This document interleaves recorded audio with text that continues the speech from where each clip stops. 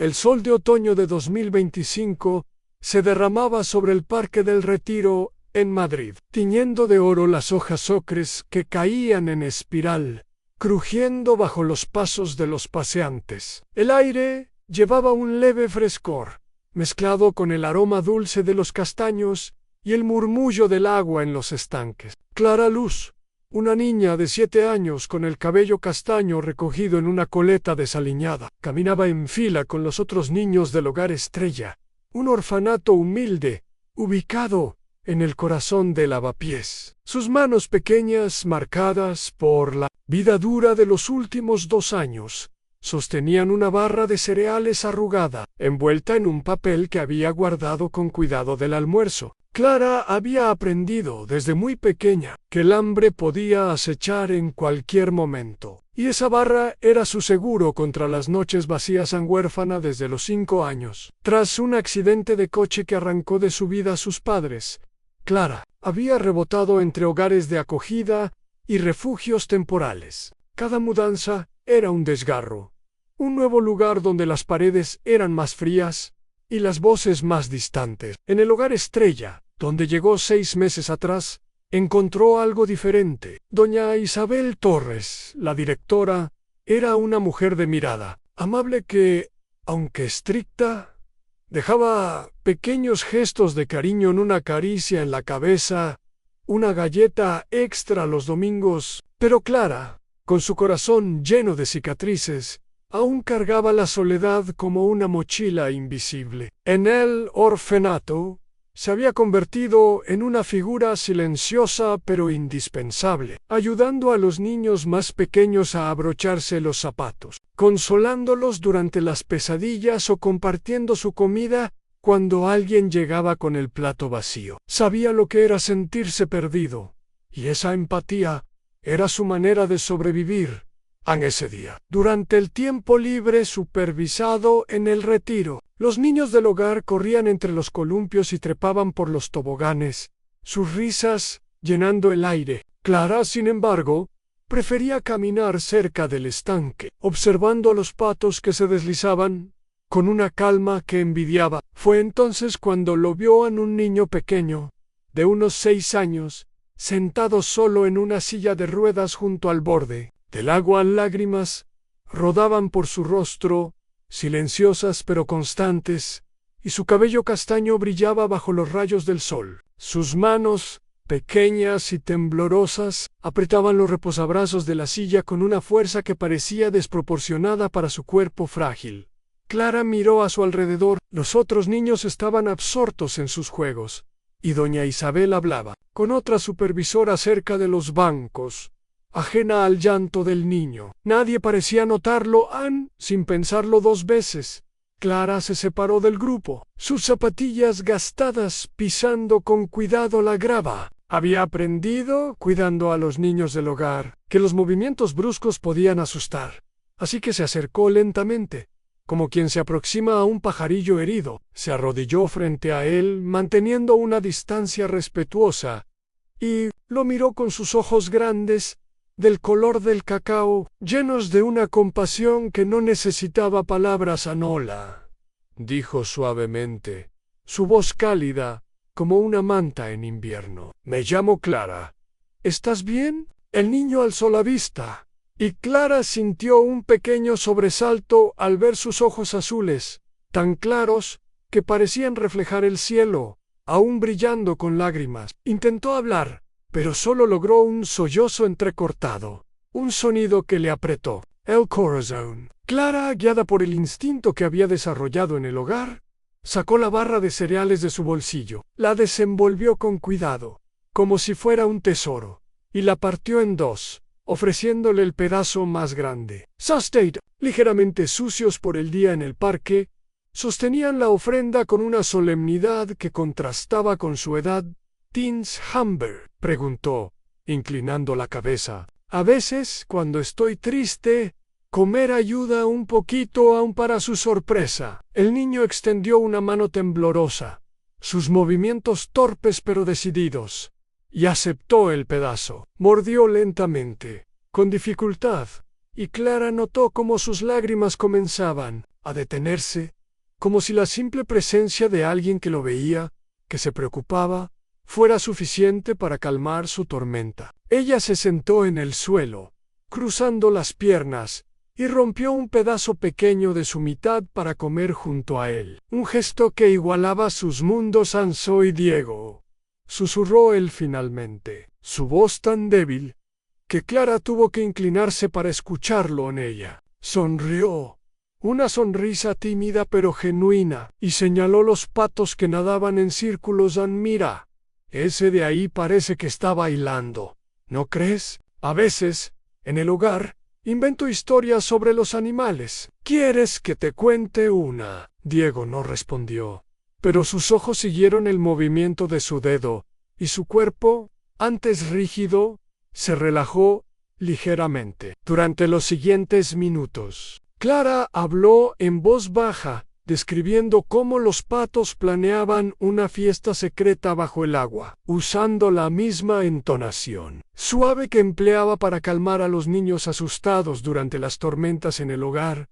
Señaló formas en las nubes, un castillo, un dragón, una estrella, y aunque Diego no hablaba, sus manos dejaron de apretar los reposabrazos, y un atisbo de curiosidad reemplazó la tristeza en su rostro. De pronto, el crujido de pasos rápidos rompió la calma. Un hombre alto, vestido con un traje azul marino que parecía costar más que todo el guardarropa del hogar, corría hacia ellos, su rostro marcado por una mezcla de pánico y alivio. Su cabello oscuro estaba ligeramente desordenado, y sus ojos, del mismo azul intenso que los de Diego, estaban abiertos de par en par. «Diego, gracias, adiós», exclamó, cayendo de rodillas junto a la silla de ruedas, su respiración agitada. «Te he buscado por todas partes.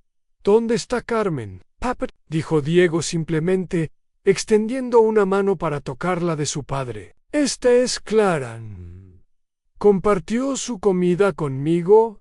Alejandro Vargas alzó la vista hacia la niña que estaba junto a su hijo, con una camiseta desteñida y unos vaqueros remendados, pero con una expresión tan sincera que parecía iluminar el parque. Para Alejandro, que había pasado los últimos 18 meses navegando un mar de médicos, terapeutas y pronósticos sombríos, Clara parecía un ángel enviado en el momento más oscuro. Sus manos, aún sosteniendo la silla de Diego, temblaron ligeramente al procesar lo que veían su hijo, que rara vez aceptaba comida de extraños, debido a sus dificultades para tragar. Había comido de la mano de esta niña, y sus lágrimas habían desaparecido. «Gracias», dijo Alejandro, su voz quebrándose por la emoción. «No tienes idea de lo que esto significa».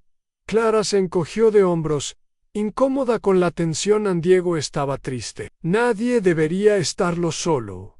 Mientras Alejandro ajustaba la manta sobre las piernas de Diego, notó algo extraordinario. Diego, cuya parálisis cerebral hacía que cada interacción fuera un desafío, estaba tranquilo, incluso intentando sonreír. En 18 meses de tratamientos, ningún especialista había logrado lo que Clara había hecho en minutos en una conexión genuina. Un momento de paz. Alejandro sintió un nudo en el pecho, una mezcla de gratitud y un deseo feroz de proteger ese instante.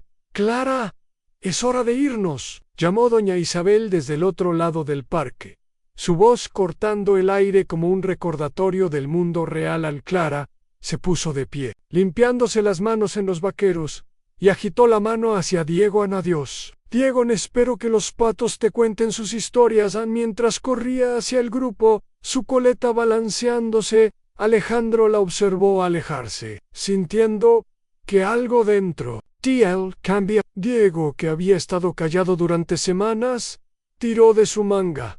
«¿Volveré a ver a Clara, papá?» Alejandro se arrodilló junto a él, mirando los ojos azules de su hijo, llenos de una esperanza que no había visto en meses. «Lo intentaré, pequeño. Te prometo que lo intentaré». Mientras empujaba la silla de ruedas hacia el coche, Alejandro supo que haría lo que fuera necesario para que Clara volviera a sus vidas. Pero en su mansión, su madrastra Victoria Salazar, ya estaba al tanto del encuentro y su mente calculadora veía en Clara no una salvadora, sino una amenaza a la estabilidad de la fortuna Vargas. Sin que Alejandro lo supiera, las piezas de un juego mucho más grande comenzaban a moverse, y Clara, con su simple acto de bondad, había desencadenado una tormenta que cambiaría sus vidas para siempre.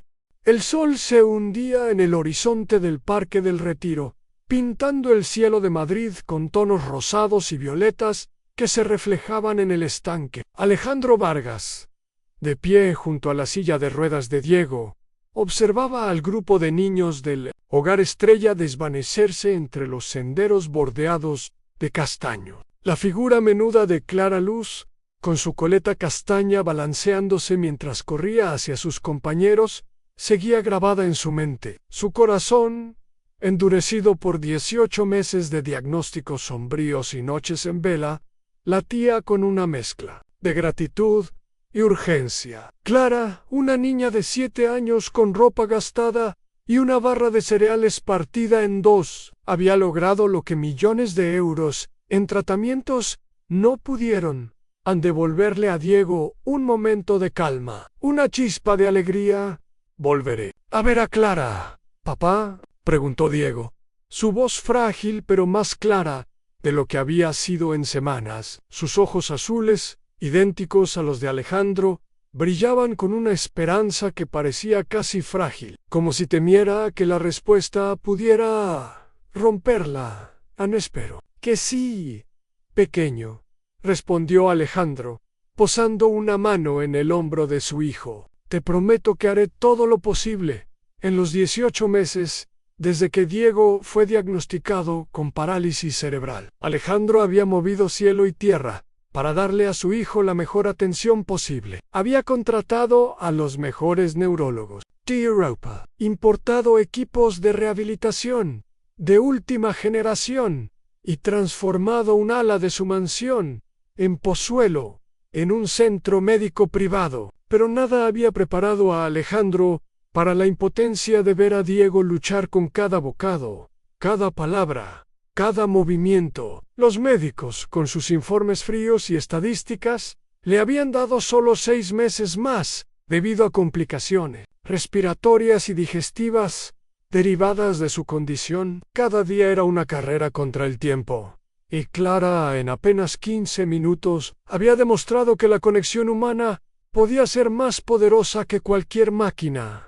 Mientras empujaba la silla de Diego hacia el coche aparcado en la entrada del parque, el teléfono de Alejandro vibró en su bolsillo. Era su asistente confirmando que Carmen, la cuidadora habitual de Diego, había abandonado su turno abruptamente por una emergencia familiar. El reemplazo temporal, una joven inexperta, había perdido de vista a Diego durante la transición en el parque. Un error que pudo haber sido catastrófico, pero en lugar de un desastre, encontraron a Clara. Alejandro sintió una mezcla de alivio y furia contenida. El descuido podría haberle costado caro, pero el destino había intervenido con una niña que parecía un milagro. 20 minutos después, Alejandro divisó a doña Isabel Torres cerca de la puerta de Alcalá, revisando una lista en su portapapeles, mientras los niños subían a un minibús amarillo con el logo del Hogar Estrella. Isabel, una mujer de unos 50 años, con el cabello gris, recogido en un moño práctico y ojos que destilaban experiencia, levantó la vista al notar la figura alta de Alejandro acercándose. Su traje azul marino, impecable a pesar de la carrera por el parque, y la silla de ruedas de Diego a su lado, le dieron una idea de quién era antes de que hablara. Disculpe», comenzó Alejandro, su tono respetuoso pero firme. «¿Es usted del Hogar Estrella?» Isabel asintió, evaluándolo con la cautela de quien ha tratado con todo tipo de personas en sus 15 años de trabajo social. «Soy Isabel Torres, la supervisora del programa. ¿Está todo bien?» «Más que bien», respondió Alejandro, permitiendo que una sonrisa aliviara la tensión en su rostro. Giró hacia Diego, cuya mirada seguía fija en el autobús. Una de sus niñas, Clara Luz, mostró una bondad increíble con mi hijo hoy. Quisiera agradecerle personalmente, pero ya se había ido. También me gustaría hacer una donación al hogar y, si es posible, organizar que Clara visite a Diego alguna vez. Bajo supervisión, por supuesto. Ana Isabel suavizó su expresión, pero sus años de experiencia la hacían precavida. Había conocido a muchos benefactores con intenciones en héroes AES, que sin querer podían complicar la vida de los niños bajo su cuidado.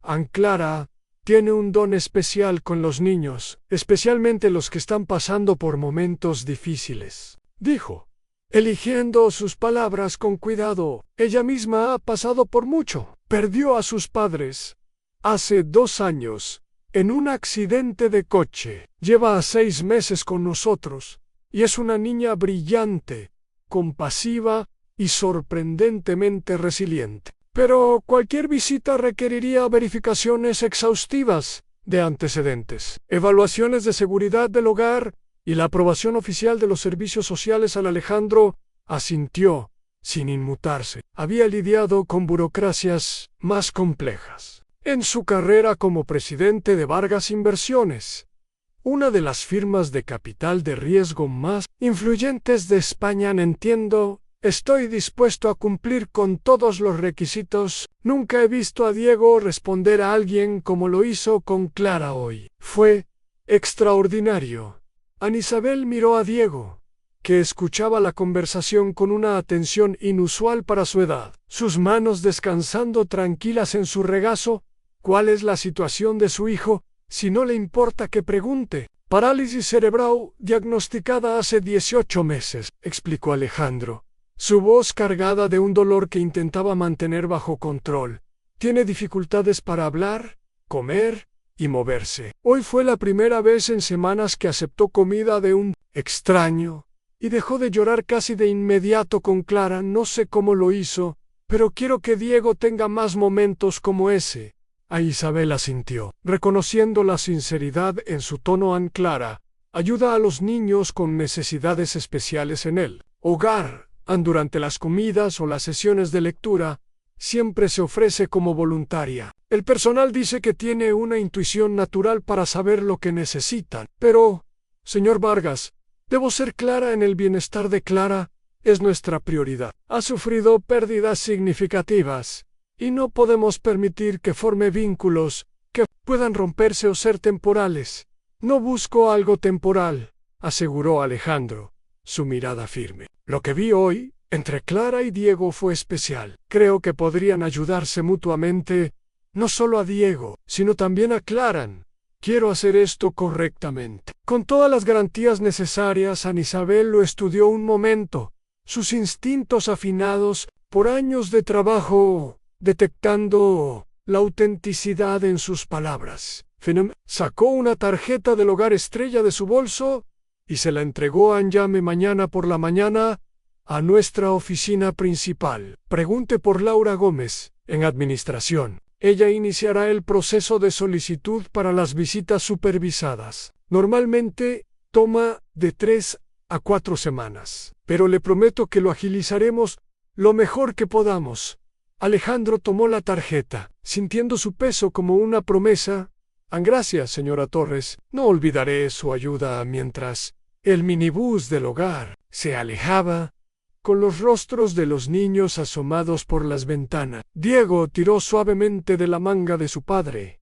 Aunt Clara dijo que nadie debería estar triste solo. ¿Me ayudará a no estarlo, papá? Alejandro se arrodilló junto a la silla, mirando los ojos de su hijo, que parecían reflejar no solo el cielo crepuscular, sino una esperanza que Alejandro había temido perder. Creo que sí, Diego, realmente. Lo creo. De regreso a la mansión en Pozuelo, Alejandro llevó a Diego a su habitación adaptada, llena de equipos médicos y juguetes terapéuticos que contrastaban con la opulencia del resto de la casa. Mientras lo ayudaba a prepararse para dormir, su mente seguía en Clara. No podía explicar por qué una niña desconocida había tocado algo tan profundo en su hijo, pero sabía que no podía dejar que ese encuentro fuera el último. Sin embargo, en las sombras de la mansión, su madrastra, Victoria Salazar, ya había sido informada del incidente por Carmen, la ama de llaves. Victoria, con su mente afilada y su obsesión por proteger la fortuna familiar, veía en Clara una amenaza potencial, una niña de origen humilde que podía manipular las emociones de su vulnerable nieto, y, peor aún, de Alejandro. Mientras Diego dormía murmurando el nombre de Clara en sueños, Victoria marcaba el número de una agencia de investigaciones privadas, decidida a desenterrar todo sobre esa niña huérfana antes de que pusiera un pie en su mundo. Sin saberlo, Alejandro acababa de dar el primer paso en una batalla que pondría a prueba no solo su amor por su hijo, sino su fe en la bondad humana. La mansión Vargas en Pozuelo, con sus muros de piedra caliza y ventanales que reflejaban las luces de Madrid al anochecer, era un símbolo de poder y riqueza, pero dentro de sus paredes el ambiente era tan frío como el mármol que cubría los suelos. Esa noche de octubre de 2025, Alejandro Vargas estaba en su estudio, una sala de techos altos, decorada con estanterías de caoba, y un escritorio que parecía más un trono que un mueble de trabajo. Frente a él, una pila de documentos legales esperaba su revisión, todos relacionados con el proceso para permitir visitas supervisadas de clara luz a Diego. La tarjeta del Hogar Estrella, entregada por doña Isabel, reposaba junto a su teléfono, un recordatorio tangible de la promesa que le había hecho a su hijo. Alejandro, acostumbrado a cerrar acuerdos multimillonarios con un apretón de manos, encontraba frustrante la lentitud de la burocracia de los servicios sociales, pero su determinación era inquebrantable. Clara había traído un destello de esperanza a Diego, y él no dejaría que se apagara.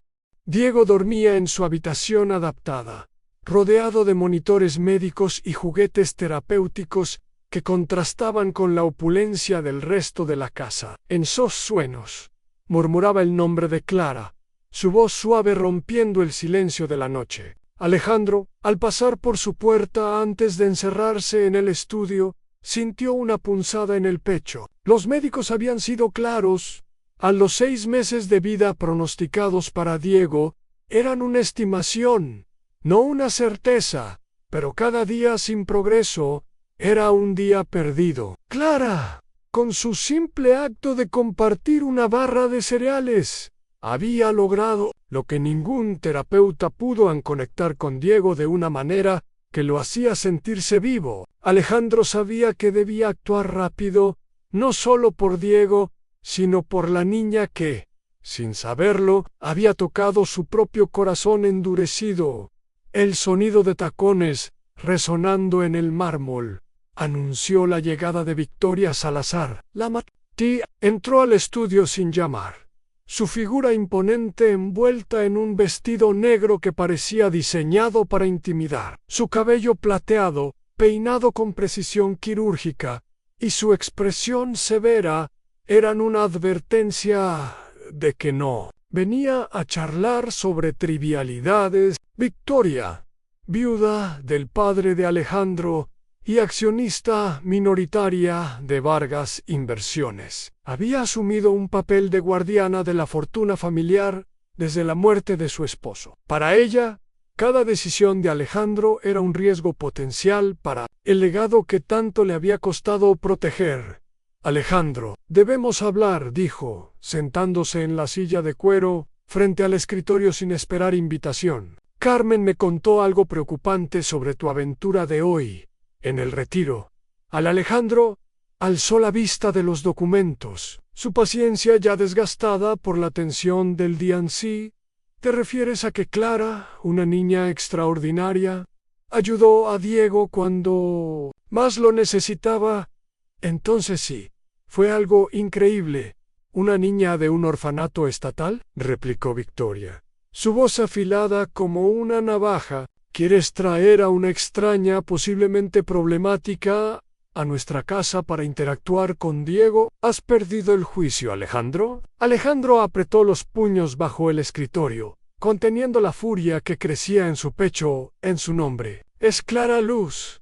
Y mostró más compasión en 15 minutos que la mayoría de los adultos en una vida. Diego comió por primera vez en semanas sin forcejeos y dejó de llorar porque ella estuvo allí. Eso no es un problema, Victoria. Hizo un milagro, Victoria. Se puso de pie, paseando por el estudio con pasos deliberados, sus tacones marcando un ritmo que parecía un tambor de guerra. ¿Han compasión o manipulación, Alejandro? Los niños de esos lugares aprenden tácticas de supervivencia. Saben cómo parecer indefensos para ganarse a benefactores ricos. Es una niña de 7 años, por Dios. Y ya ha aprendido a jugar ese juego. Ella tiene 7 años. Victoria, repitió Alejandro, su voz baja pero cargada de advertencia. No es una estafadora. Es una niña que perdió a sus padres y aún encuentra la forma de cuidar a otros. ¿Qué parte de eso te parece sospechoso? Victoria se detuvo frente a la ventana, mirando las luces de la ciudad sin realmente verlas. Mañana mismo contrataré a Investigaciones Rojas. Si insistes en esta locura, al menos sabremos exactamente con quién tratamos. No permitiré que una desconocida ponga en riesgo la estabilidad de Diego o la reputación de esta familia. Alejandro se levantó, enfrentándola directamente. No necesitas investigarla. Estoy siguiendo el proceso legal con el Hogar Estrella. Verifications de antecedentes, evaluaciones, todo lo que piden los servicios sociales. Esto no es un capricho, Victoria. Es por Diego. Victoria giró hacia él, sus ojos entrecerrados. Diego es mi nieto, Alejandro. Mi responsabilidad es protegerlo, incluso de tus decisiones impulsivas. Estás demasiado involucrado emocionalmente para ver las señales de peligro. Tu nieto es mi hijo, respondió Alejandro, su voz cortante como el filo de una espada. Y yo decidiré qué es mejor para él. Si quieres ayudar, apóyame. Si no, mantente al margen. Victoria esbozó una sonrisa fría, recogiendo su bolso. No te equivoques, Alejandro. No me mantendré al margen cuando se trata de esta familia. Salió del estudio, dejando un eco de sus tacones y una tensión que parecía impregnar las paredes. Alejandro se hundió en su silla, frotándose las sienes. Sabía que Victoria no se rendiría fácilmente. Su obsesión por el control era tan grande como su ambición, pero no podía permitir que su desconfianza destruyera la oportunidad que Clara representaba para Diego. Mientras tanto, en el Hogar Estrella, Clara yacía en su cama estrecha, bajo una manta raída que apenas la abrigaba del frío de la noche. La habitation, compartida con otras 3 niñas, estaba en penumbra, iluminada solo por la luz tenue que se filtraba desde el pasillo. Clara miraba el techo, donde las grietas formaban patrones que ella imaginaba como mapas de mundos lejanos. Doña Isabel le había explicado que ver a Diego requería papeleo importante, un concepto que su mente infantil no podía comprender del todo. Para Clara, la amistad era simple. Si alguien estaba triste y podías ayudarlo, lo hacías. Pero el mundo de los adultos, con sus reglas y formularios, parecía diseñado para complicar lo que debería ser natural. ¿Por qué no puedo visitarlo como en la escuela?, había preguntado esa tarde, sentada en el comedor del hogar mientras ayudaba a una niña más pequeña a pelar una mandarina. Es más complicado. Pequeña, respondió Isabel, su voz suave pero cargada de pesar. Hay reglas para proteger a los niños como tú y Diego, pero estamos trabajando en ello. Lo prometo. Clara asintió, pero su corazón no entendía. En su mochila, guardada bajo la cama, tenía una bolsita de tela con monedas que había ido juntando céntimos y algún euro que encontraba en la calle o que le daban los voluntarios del hogar. Eran sus monedas de emergencia, como las llamaba, para cuando las cosas se ponían difíciles. Pensó en Diego, en sus ojos azules llenos de lágrimas, y se preguntó si él tendría monedas para sus emergencias. Cerró los ojos, apretando la bolsita contra su pecho, y susurró una oración que su madre le había enseñado: «Que los ángeles cuiden a Diego esta noche». 2 días después, Victoria recibió un informe preliminar de investigaciones rojas en su oficina privada. Una sala austera en la mansión decorada con retratos de la familia Vargas. El documento detallaba los patrones de comportamiento de Clara. En el hogar Estrella, la sujeto muestra tendencias protectoras hacia niños más pequeños o vulnerables. En 3 ocasiones se resistió a dejar a niños llorando, desafiando las instrucciones del personal. Se la describe como madura para su edad, con una intuición notable para niños con necesidades especiales. Victoria marcó esos pasajes con un bolígrafo rojo, interpretándolos no como compasión, sino como evidencia de un comportamiento controlador y potencialmente problemático. Perfecto, murmuró, cerrando la carpeta con satisfacción. Esto sí, más que suficiente. En el hogar Estrella, Laura Gómez, la trabajadora social asignada al caso, comenzaba a procesar la solicitud de Alejandro. El protocolo incluía verificaciones de antecedentes, inspecciones del hogar de los Vargas y evaluaciones psicológicas, tanto para Diego como para Clara, el nombre de Vargas. Inversiones hacía que cada paso fuera examinado con lupa, y Laura sabía que cualquier error podría tener consecuencias graves. Mientras llenaba formularios en su pequeña oficina, pensó en Clara, en su sonrisa tímida y su costumbre de ayudar a los demás sin pedir nada a cambio. No entendía por qué una simple amistad requería tanta burocracia, pero estaba decidida a acelerar el proceso lo mejor que pudiera. Clara, ajena a las investigaciones y los formularios, seguía preguntando por Diego cada día. ¿Ya aprobaron los papeles, doña Isabel?, preguntaba, sus ojos llenos de esperanza.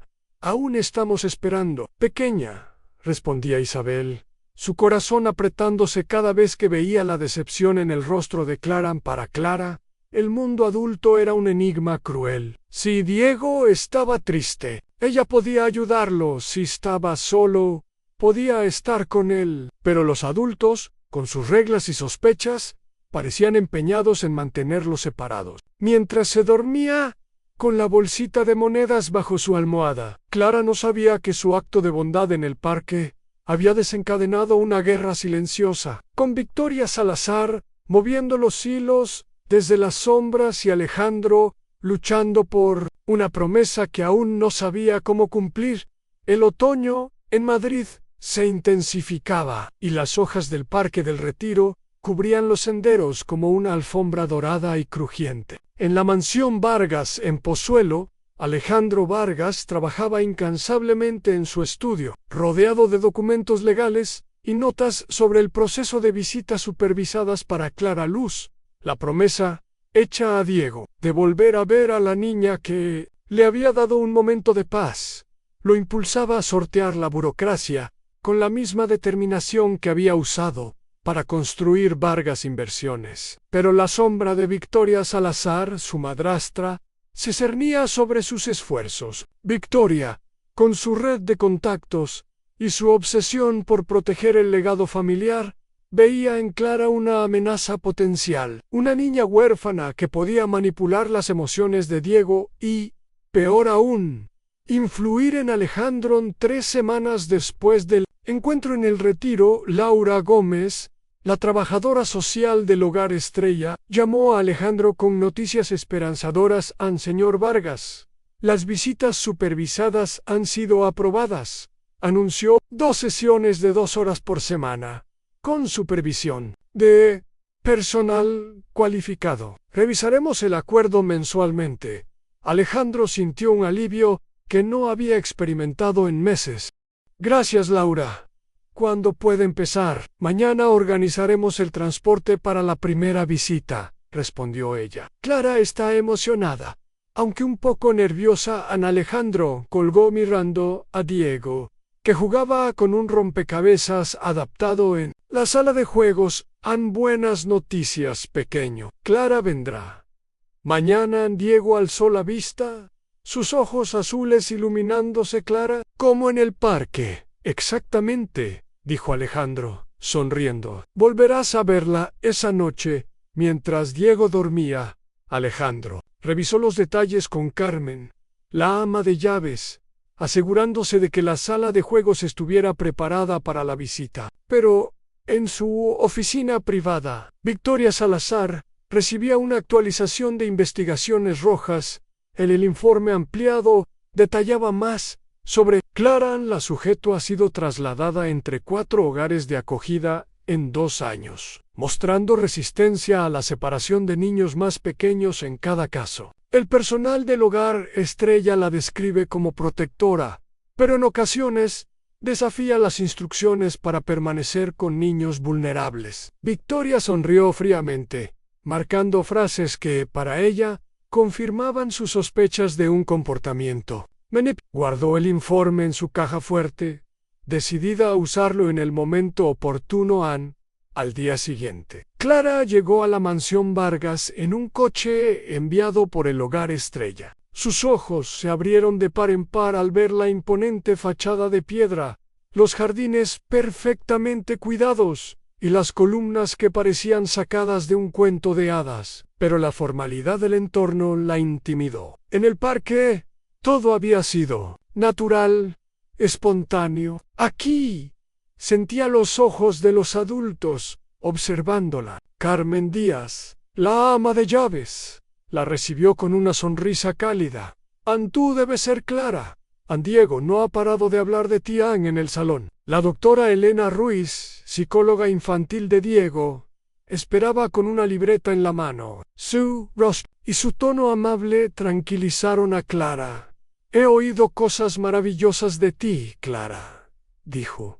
¿Quieres ver a Diego? Clara asintió tímidamente, siguiendo a Carmen hacia la sala de juegos adaptada. Diego, rodeado de juguetes terapéuticos y equipos coloridos, iluminó el ambiente con una sonrisa al verla.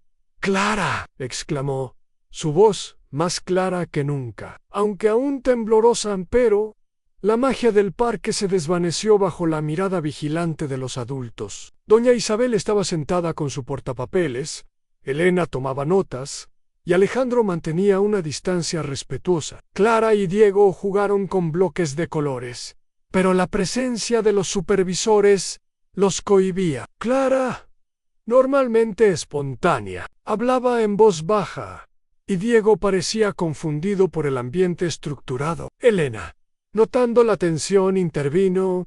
¿Por qué no construyen una torre juntos? Diego ama hacer castillos. Clara comenzó a apilar bloques, tarareando una melodía suave que usaba en el hogar para calmar a los niños durante las tormentas. Era una nana que su madre le cantaba, llena de notas dulces que parecían envolver. La sala. Diego, relajándose, se unió con sonidos sin palabras, siguiendo el ritmo. Durante la merienda, Elena ofreció trozos de manzana, pero Diego los rechazó hasta que Clara comió uno primero, haciendo pequeños sonidos de aprobación.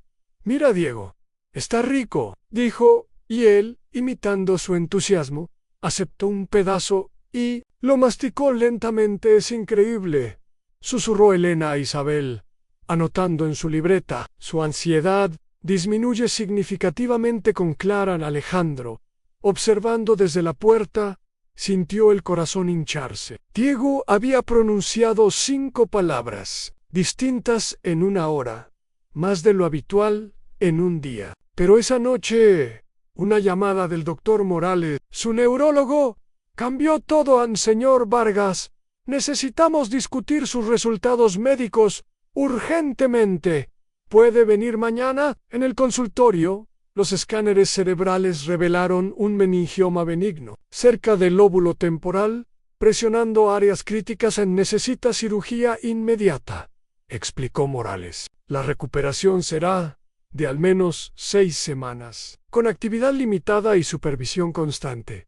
Alejandro sintió el mundo tambalearse. ¿Cómo mantener la estabilidad de Diego durante su recuperación. Clara era la clave, pero integrarla en su hogar requería algo más que visitas supervisadas, a una custodia temporal o incluso una adopción. Mientras conducía de regreso, su mente estaba dividida entre el miedo por su salud y la certeza de que Clara era esencial para el bienestar de Diego, pero no sabía que Victoria ya estaba al tanto de su diagnóstico, gracias a contactos discretos en la clínica, y planeaba usar esta crisis para bloquear cualquier acercamiento de Clara en la mañana del viernes. Un dolor cegador arrancó a Alejandro de un sueño inquieto. Era como si un relámpago atravesara su cráneo seguido de náuseas tan intensas que apenas pudo alcanzar el teléfono. Necesito una ambulancia, logró decir, su voz entrecortada. Dolor de cabeza severo. Cirugía cerebral programada para la próxima semana. Ann Carmen lo encontró colapsado en el pasillo, y 20 minutos después, los paramédicos lo estabilizaban para llevarlo al hospital La Pazán. El doctor Morales, al revisar los escáneres, anunció la gravedad de la situación en el tumor desplazado, causando presión intracraneal peligrosa. Vamos a operar de emergencia ahora, Ann. Mientras Alejandro era preparado para la cirugía, Victoria Salazar actuó con rapidez. A las 6 de la mañana, llamó al juez Ramírez, un conocido de la familia Vargas, con influencia en los tribunales de menores, en su señoría. Alejandro Vargas ha sido internado para una cirugía cerebral de emergencia, dijo, su voz cuidadosamente modulada, para transmitir urgencia. Su hogar es ahora médicamente inestable, y hay una niña estatal programada para visitas hoy. Solicito intervención inmediata para protegerla. El juez, revisando los informes médicos enviados por los contactos de Victoria, emitió una orden de emergencia en clara luz. Debía ser trasladada al Centro Estatal de Menores de Toledo antes del mediodía. Cuando doña Isabel recibió la orden a las 8:01, las 5 de la mañana, su rostro se descompuso. «Ann, esto es injusto», protestó a su supervisora. «Clara y Diego se necesitan. Esta separación los devastarán las órdenes judiciales. No son sugerencias». Isabel respondió. No tenemos opción, Ann, en el hogar Estrella. Clara estaba coloreando en la sala de recreo cuando Isabel se acercó, su corazón rompiéndose al verla. «Clara, pequeña, necesito hablar contigo de algo importante». Ann Clara dejó el crayón, sus ojos detectando la gravedad en la voz de Isabel. «Está bien el señor Vargas. ¿Y Diego?» «El señor Vargas tuvo que ir al hospital antes de lo planeado», explicó Isabel suavemente. «Por eso debes quedarte en otro lugar por un tiempo». El crayón se detuvo. «Otro lugar. Pero Diego me necesita. Cuando su papá está enfermo, lo sé, cariño. Pero los adultos tenemos que seguir reglas», dijo Isabel, su voz temblando. 3 horas después, las pocas pertenencias de Clara estaban empaquetadas en una maleta pequeña. Mientras el furgón estatal la llevaba a Toledo, Clara se aferró a Isabel. «Ann, por favor, dile a Diego que no quise irme», susurró. Con lágrimas rodando por sus mejillas en Toledo, Clara se apagó. Apenas comía, y sus noches estaban llenas de pesadillas, donde Diego lloraba solo en su silla de ruedas. En la mansión Vargas, Diego experimentaba su propia crisis. Cuando la doctora Elena llegó para su sesión, Carmen le informó que Alejandro estaba en el hospital y Clara había sido trasladada. ¿Dónde está Clara?», preguntó Diego repetidamente, su voz volviéndose agitada. «Ann, tu papá está en el hospital poniéndose mejor», explicó Elena con cuidado. «Y Clara tuvo que ir a otro lugar por un tiempo». El rostro de Diego se arrugó de confusión y terror. «Yo», dijo Habler.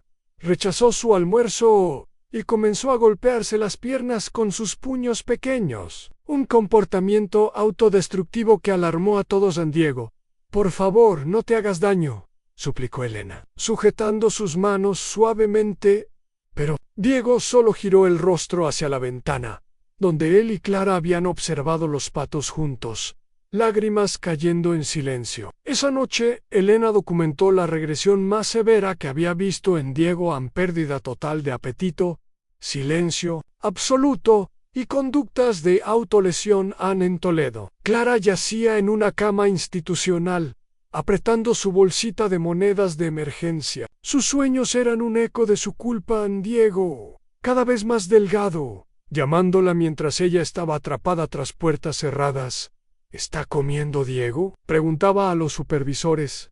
Pero nadie tenía respuestas. Mientras tanto, en el hogar, Estrella, los niños más pequeños, a los que Clara había ayudado, mostraban signos de angustia. Una niña con necesidades especiales dejó de comer sin las canciones de Clara. Y otro niño preguntaba cuándo volvería la niña buena que cuenta cuentos. La separación de Clara estaba causando ondas de dolor más allá de la mansión Vargas. Y la lucha por traerla de vuelta apenas comenzaba.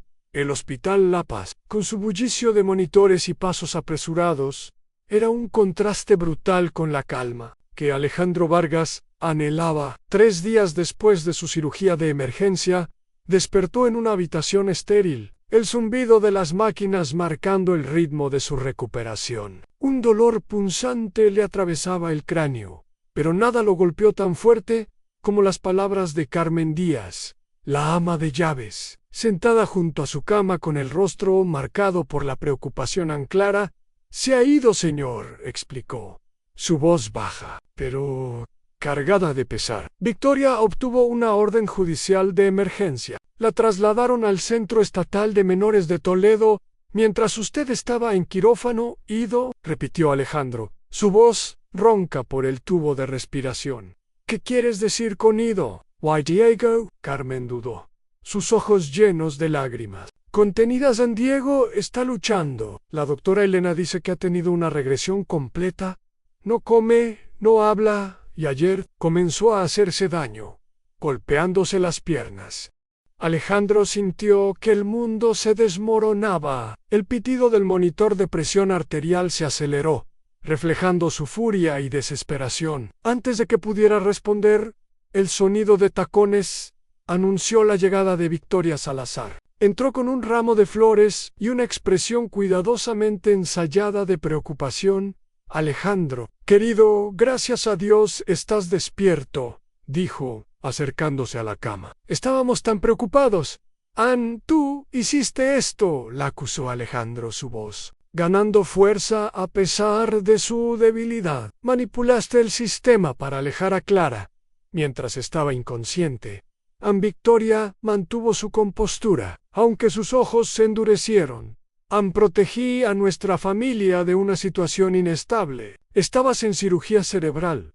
Por el amor de Dios, una niña con problemas de apego no tiene lugar en nuestra casa durante una crisis médica. ¿Problemas de apego?, replicó Alejandro, intentando sentarse a pesar del dolor. Es una niña que perdió a sus padres y aún cuida de otros. Eso no es patología, Victoria. Es resiliencia. Tuviste compasión y la convertiste en manipulación. Victoria se acercó más, su tono condescendiente en fe, a una niña vulnerable en un entorno inapropiado, y a un hombre cuyo juicio está comprometido por la enfermedad y la desesperación. Diego necesita cuidados profesionales, no una niña sin formación que compartió un snack.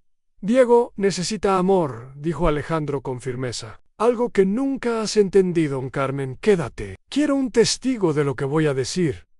Victoria alzó una ceja, pero Alejandro continuó, su voz fría y decidida: a partir de este momento, no tienes ninguna autoridad legal sobre el cuidado de Diego ni mis decisiones médicas. Instruiré a mis abogados para que eliminen todos tus poderes y te excluyan de cualquier decisión sobre mi hijo. La máscara de Victoria se resquebrajó. Estás cometiendo un error terrible, Alejandro. Esa niña destruirá el progreso de Diego Nsel. Único daño lo has causado tú, respondió él. Si sigues interfiriendo, me aseguraré de que no vuelvas a ver a Diego ni a mí nunca más.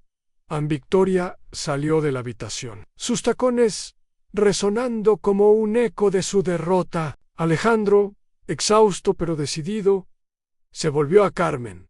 ¿Cómo está Diego realmente? Carmen bajó la mirada. La doctora Elena quiere internarlo. Ha perdido 2 kilos en 3 días.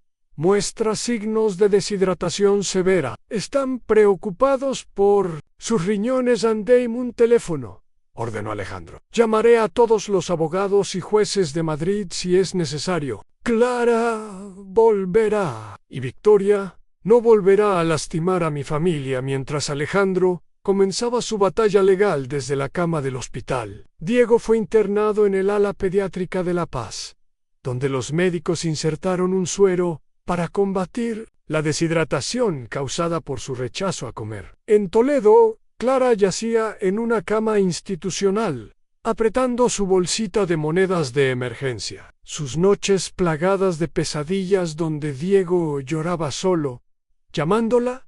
¿Está comiendo Diego?, preguntaba a los supervisores. Pero las respuestas vagas solo aumentaban su culpa en el hogar estrella. Los niños más pequeños sentían la ausencia de Clara. Una niña con autismo dejó de comer sin sus canciones. Y otro pequeño preguntaba cuándo volvería la niña que hace que todo sea menos. La separación de Clara estaba causando un dolor que reverberaba en ambos mundos. La doctora Elena Ruiz, desde el hospital, documentó la regresión de Diego en pérdida total de apetito, silencio absoluto y conductas de autolesión.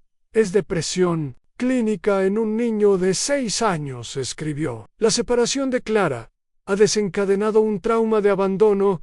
Laura Gómez, la trabajadora social en Toledo, observaba con creciente preocupación el deterioro de Clara en una sesión privada. Le preguntó a Clara: ¿cómo te sientes estando aquí? Clara, con las manos cruzadas en su regazo, respondió con una voz apagada: se supone que debo cuidar a Diego.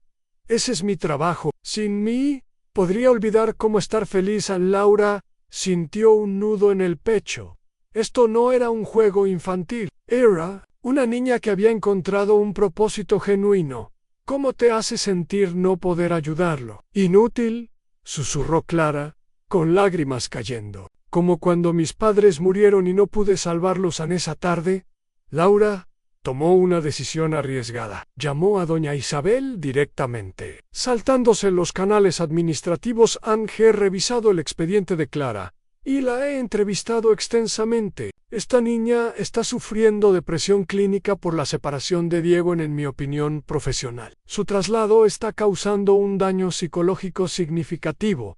¿Estás diciendo que apoyas su regreso?, preguntó Isabel. Sorprendida, estoy iniciando una evaluación de bienestar inmediata que podría acelerar su retorno, respondió Laura. Necesito todos los registros médicos, notas de terapia y documentación de sus interacciones. Alejandro recibió la llamada de Laura esa noche. Un rayo de esperanza en medio de su recuperación.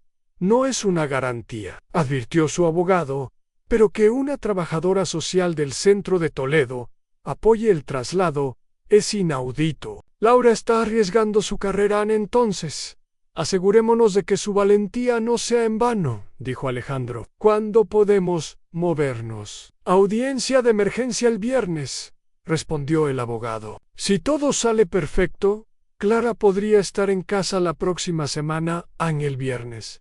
La audiencia duró 4 horas agotadoras. El juez Ramírez revisó registros médicos, notas de terapia y testimonios de Elena, Isabel y Laura. Las pruebas muestran un daño significativo por la separación de ambos niños, anunció. Apruebo la custodia supervisada de Clara Luz con Alejandro Vargas, con monitoreo mensual.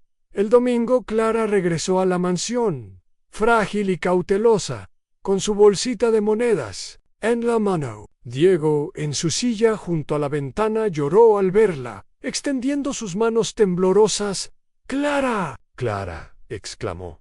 Su voz quebrada por semanas de silencio. Clara se acercó lentamente. Su confianza rota por el trauma. «No quería irme», susurró. «Los adultos me obligaron durante la siguiente hora». Su conexión se reconstruyó lentamente. Clara tarareó su nana. Y Diego aceptó galletas comiendo por primera vez en días. Elena anotó en la respuesta alimentaria de Diego es inmediata. Con Clara pronunció 10 frases completas. Un récord. ¿Volverás mañana?, preguntó Diego. Sus ojos suplicantes. Clara miró a Alejandro, insegura. ¿Puedo? Estás en casa ahora, Clara, aseguró Alejandro. ¿Este es tu hogar esa noche? Clara durmió en la habitación de huéspedes preparada para ella, escuchando la respiración de Diego en la habitación contigua. Por primera vez en 6 semanas, ambos niños durmieron en paz, aunque Clara aún apretaba sus monedas, temerosa de otra separación. 3 meses después, Alejandro presentó los papeles de adopción. En octubre de 2026, en una audiencia final, ante el juez Ramírez, Clara, vestida con un vestido blanco, habló con claridad. Quiero que Alejandro sea mi papá para siempre, y Diego mi hermano. Diego, más fuerte, añadió Clara. Es mi hermana mí. Heis Valinte. El juez finalizó la adopción, declarando a Clara Luz Vargas parte de la familia. Esa noche, celebraron con espaguetis, riendo, mientras Diego intentaba enrollar la pasta. Alejandro creó la Fundación Clara y Diego, apoyando a niños con necesidades especiales. Victoria, tras un acuerdo financiero, desapareció de sus vidas. Un año después, Clara y Diego preparaban bocadillos juntos, riendo por el desastre. Papá, hicimos el almuerzo, anunció Diego, orgulloso. Es perfecto, respondió Alejandro. Abrazándolos, Clara miró a Alejandro. Aprendí que la familia no es solo nacer, es elegir amarse todos los días. Diego asintió. Como cuando Clara compartió su comida conmigo. Alejandro los abrazó, agradecido por la niña que, con un simple acto de bondad, les enseñó que el amor puede construir familias donde menos se espera.